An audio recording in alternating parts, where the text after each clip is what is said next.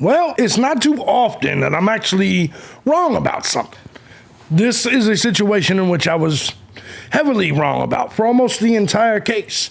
We're talking about Brian Laundrie, Gabby Petito. We're talking about that entire situation. And back when the case was going on, a lot of you guys on the internet, you went after Brian Laundrie's parents, and I said that's over the boundaries. There's no way the Laundrie's parents knew, and there's no way the Laundrie parents were involved at all. I still don't think they're criminally involved based on law, but I gotta say, I was wrong. I'm Gabby Gunner. This is Crime Time. Let's do it.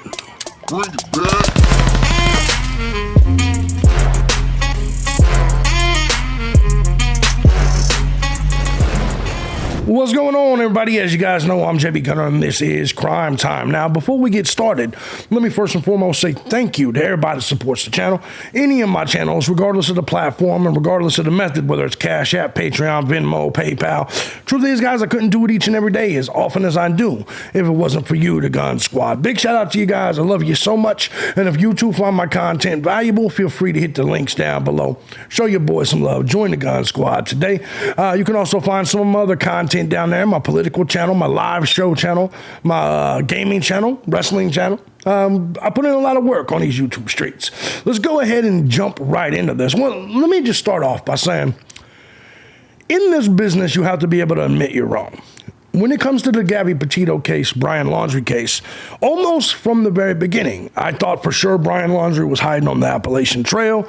I didn't think there was any chance in the world he would go down to Florida into swamp-riddled, alligator-ridden Miaka State Park. But he did, and apparently killed himself. I wasn't one of you people that believed Brian Laundrie was still alive, but there was a lot of things within this case I did not believe. One of the things you guys did is you went heavily after the parents. Don't get me wrong. In my opinion, pleading the fifth, getting a lawyer is not against the law. They have the right to do that. In fact, I think it's smart for them to do that. Sorry, I got the hiccups this morning. I think it's smart for them to do that. I don't believe they did anything legally wrong. Morally wrong, I guess it depends on where you stand. I think you have to self-protect yourselves and your child more than anything else. Whether you like Gabby Petito, did not like Gabby Petito, a parent's job is to protect their household and ultimately their children. Let's get into the story, because this one is kind of crazy. Brian Laundrie's parents, Chris and Roberta, hired a lawyer 4 days after he made frantic phone call, which was 2 days after the murder, to them saying fiancé Gabby Petito was gone. Bombshell new court documents claim. Gabby Petito was murdered by Brian Laundrie in Wyoming on August 27, 2021. He made a phone call to them on August 29th. Petito lawyer says he called his parents 2 days after admitting she was gone. Chris and Roberta Laundrie stonewalled Gabby's parents' pleas for information. No, they just didn't give them, they didn't stonewall the Petito's parents' quest for information. They just wasn't working with them. Because at that very point in time, you have to choose. Are you going to choose your family, your son? So the criminal or legal case, because you got to realize he hadn't committed suicide yet. At that point in time, you don't want to say or do anything that would hurt him in a legal situation. Your loyalty is not to the Petito family. Your loyalty is to your family, your bloodline, your household. And you got to remember, Brian Laundrie lived with his parents. Like a fucking loser, but he lived with his parents. I wouldn't give you look, man. If I had a son and my son killed your daughter, I'm not gonna give you information on that. I will do whatever I'm legally required to with the police or the FBI or whatever the case may be. But I'm not personally going to give you any information, even if it means that you're upset with me. My loyalty should not be to you. And I know what you're saying. Well, your loyalty should be to what's right. No. What's right as a parent, what's right is you being there for your child. You don't know what your child was going through. You don't know what kind of mental situation he was in. Your job at this point is to be there for him as he faces these charges. Because I believe that's the reason Brian Laundrie called, was to say, get a lawyer. Brian Laundrie's parents hired a lawyer 4 days after he made a frantic phone call to them asking for legal help because Gabby Petito was gone. Bombshell new court documents claim. The new filings are part of the Petito family lawsuit against Christopher and Roberta Laundrie, who say they knew their daughter had been murdered weeks before her body was found. They claim the pair allowed Brian to evade law enforcement and ultimately take his own life after strangling Gabby and burying her remains in Wyoming. In a newly appended complaint, Petito family lawyer Pat Riley describes how Chris, Roberta, and their attorney Steve Bertolino admitted to the phone call with Brian. Well, that they admitted it to the police and under deposition, which is legally when they're supposed to admit it. All three were deposed in October, according to Riley, who has not yet released transcripts of the deposition. Brian called his parents on August 29th, 2 days after Gabby's last known contact with her parents on August 27th. It's a sad story. Brian Laundrie advised his parents, Christopher Laundrie and Roberta, in a frantic telephone call that Gabby was gone and he needed a lawyer, the lawsuit reads. The couple retained Bertolino, their long-serving family counsel, on September 2nd. The pair did not relay their conversation to police or to Gabby's family, according to Riley. Also, when you have a Fifth Amendment here in America, you understand you have the right to remain silent. You have the right to remain silent. And let me ask you, do you think it was them that made that legal advice? They reached out, got an attorney. I'm pretty positive it was Steve Bertolino, the lawyer, that said, shut your fucking mouth. Don't say shit to anybody. All legal representation comes from me, and I will deal with everybody. That's what a good lawyer does. He tells you to shut the fuck up.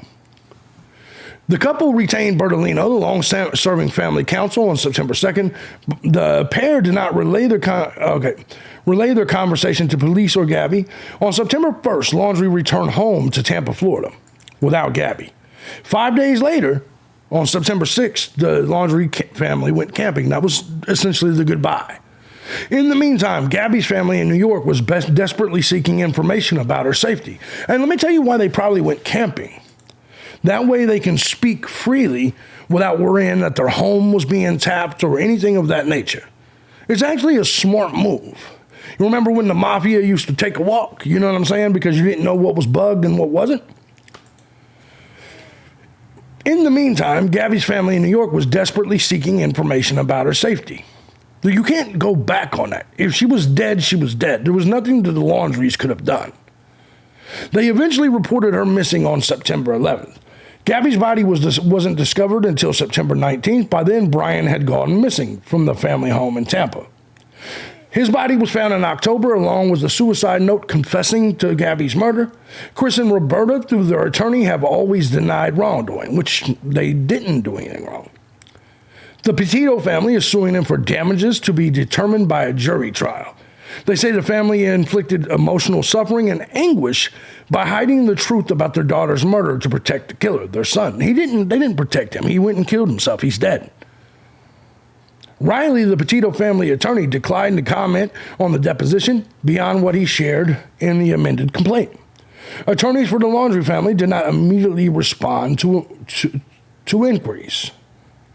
So here's the reality about this entire situation before we take a look at the news. Legally right and wrong is completely different from morally right and wrong. It's just the truth. Put yourself in this situation. Nobody expects to receive a phone call from your son saying, I just fucked up. We need a lawyer. In that heat of the moment, when you receive that call, you have a choice, and your choice at that very moment could have major implications on everything with your family for a very, very long time. In a legal situation, the best move is to reach out and get a lawyer. I don't understand why that's not understood. The best possible situation is to reach out and get a lawyer, and then do what your lawyer advises you to do legally. Is there anybody here that disagrees with me? You may sit and say, but they could have done the right thing. The right thing by who? The Petitos? That wouldn't have been necessarily the right thing for them, their family, their legal situation, and ultimately their son. They were probably under the impression at that point in time they were now going to have to deal with a murder case with their son. But instead, Brian chose to go off and kill himself. So ultimately, you people talk about justice all the time. Gabby Petito got her justice. Brian Laundrie is dead. It's that simple. That's the end. Him becoming a nuisance on taxpayers for the next 50, 60 years wasn't going to be any more justice. But you nosy motherfuckers are like, yeah, but we wanted Brian to tell us the story. Well, too bad. It's none of your goddamn business. Too bad. Some startling new details emerge from the already shocking Gabby Petito murder case. The parents of Brian Laundrie have offered information about a phone call with their son that was made about 2 days after the alleged strangulation. 8 on Your Side investigator Walt Buteau is here with that story. Jen, Brian Laundrie admitted killing Petito in a suicide note, but there's been scrutiny focused on his parents about what they knew and when they knew it. They followed the law. Gabby Petito and Brian Laundrie were seen alive but upset on Moab, Utah police body camera video during this August 12, 2021 stop for a domestic violence check. Just over a month later, the 22-year-old's body was found in Wyoming. Chris and Roberta Laundrie said they talked to Brian after Petito was reported missing, but we've heard virtually nothing about what was discussed. We have a statement. Until now. Pat Riley, the Petito's attorney in their civil lawsuit against the Laundries, has revealed new information. According to Riley, during a deposition for the civil case, the Laundries described what was said to be a frantic phone call with Brian a couple of days after Petito was allegedly murdered by strangulation. During that August 29, 2021 phone call, the Laundries said Brian told them Gabby was, quote, gone, and that he needed a lawyer. Riley says the Laundries did not admit knowing Petito was murdered, only that their son said she was gone. Right. Morning yoga.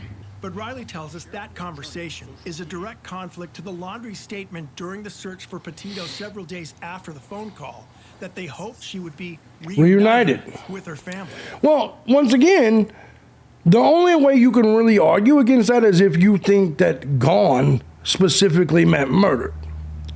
Do you see what I'm saying? Or dead. We don't know. We don't know what that situation is. They started suspecting around the 12th, I think it was, or started to have concerns when they finally reported her as a missing person. So is she alive or isn't she alive? Those are certainly thoughts in their head, but they have hope, and when this statement is made, it just elevates their hope. The Petitos are suing the Laundries and their attorney, Stephen Bertolino, for alleged intentional infliction of emotional distress, claiming they knew Gabby was dead, but still offered hope to her family. I don't think they're going to win that case. I don't think they can win that case because you have to prove intent. There's no proof or evidence that they knew Gabby Petito was dead. And by the way, you can't sue someone for not telling you shit. You can't sue someone for being like, for not offering you up information that makes you feel better. It's not going to work. They're not. I mean, don't get me wrong. A jury that doesn't know the law may go ahead and award the Petito something just out of sympathy. But the reality, and they'll probably settle, to be honest. But the reality of this is you can't sue someone because they didn't tell you things to make you feel better. It's just not really a thing. I mean, you can sue anybody for anything you want. Bertolino declined an offer to comment about the deposition. The Laundrie's attorney has not responded yet to her request for comment. Yeah. And the civil case is scheduled to go on trial in May. A motion that could force Bertolino to reveal what Laundrie told him is scheduled for later this month. No. The attorney-client privilege pretty much means that you can't force the attorney to tell you what Brian Laundrie told him. Like, it's so crazy, right? Like, I guess some people's rights doesn't matter anymore. Here's the reality of this case, though. I was wrong. I do believe the Laundries knew. I believe they made a conscious decision to do the smart legal thing, which is get legal representation for not just themselves, but also their son. You have to remember the Laundries lost here too. Both sets of parents lost their children. I don't even believe this lawsuit should exist.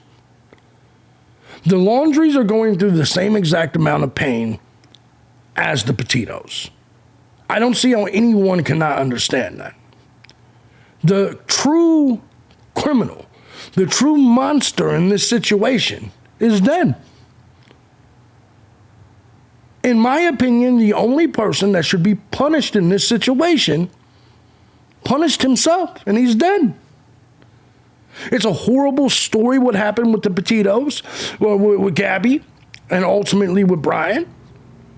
This is an example of how love and relationships, emotions can run high, and it almost makes love and relationships not worth it. Because I completely understand how this type of situation can occur. Remember, they were in the van and she was hitting on him. She was hitting him.